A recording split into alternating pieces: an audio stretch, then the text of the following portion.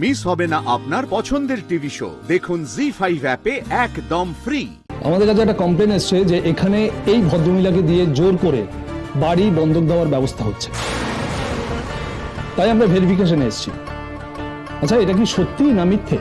উনি কিছুতেই সত্যিটা স্বীকার করবেন না স্যার, ওনাকে ভয় দেখানো হয়েছে। স্যার আপনি কিছু করুন স্যার, প্লিজ, এটা হতে দেবেন না দয়া করে। তুমি এই অবধি ছুটে এসেছো?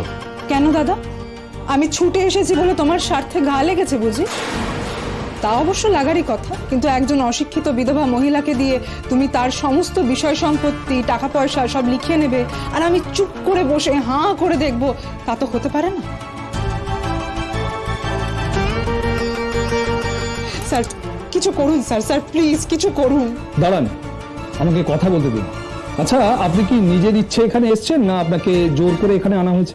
এই যে স্যার কালকির দাঁড়িয়ে আছে এখানে, ওর নিজের ঘরের চাকরিটা খেয়েছে, এখন এই বাড়িটা পেলে ওর শান্তি হবে।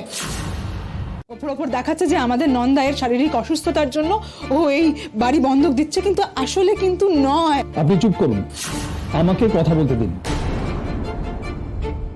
হ্যাঁ বলুন তো, আপনাকে কি জোর করে এখানে আনা হয়েছে? জোর করবে কেন, জোর করবে কেন?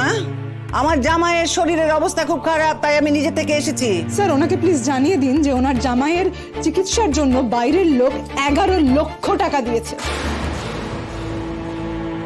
তারপরে আর চিকিৎসার জন্য কত টাকাই বা লাগতে পারে? তোমার এত বড় স্পর্ধা, তুমি পুলিশ নিয়ে এসেছো এখানে?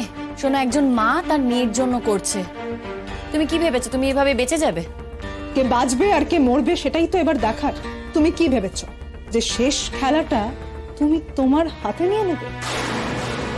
আর একজন অসহায় বৃদ্ধা মহিলাকে তোমরা বাড়ি ছাড়া করবে, আর সেটা আমি চুপ করে বসে দেখবো, কিচ্ছু বলবো না? না, সেটা হয় না।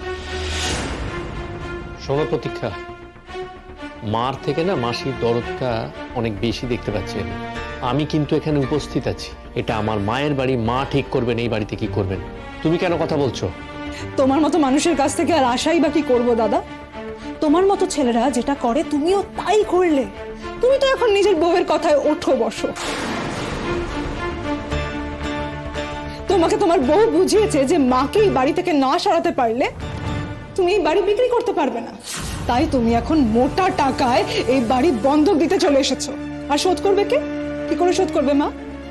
আর তুমি বা কি করে শোধ করবে? তুমি তো কোনো রোজগার পাতি করছো না আজকাল, তোমার চাকরি নেই, তাহলে সে দায় কার? সে খেয়াল আছে?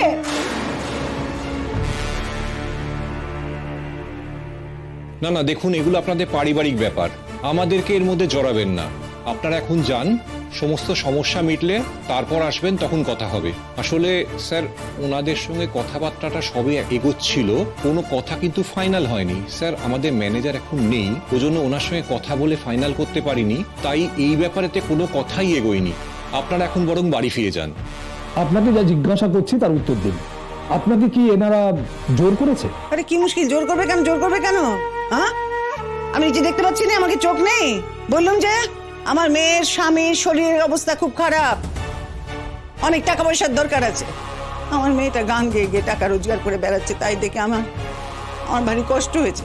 সেই জন্য আমি ঠিক করেছি যে বাড়িটা বন্ধক রেখে তার চিকিৎসার ব্যবস্থা করব। জি5 ডাউনলোড করুন আর সব এপিসোড দেখুন একদম ফ্রি।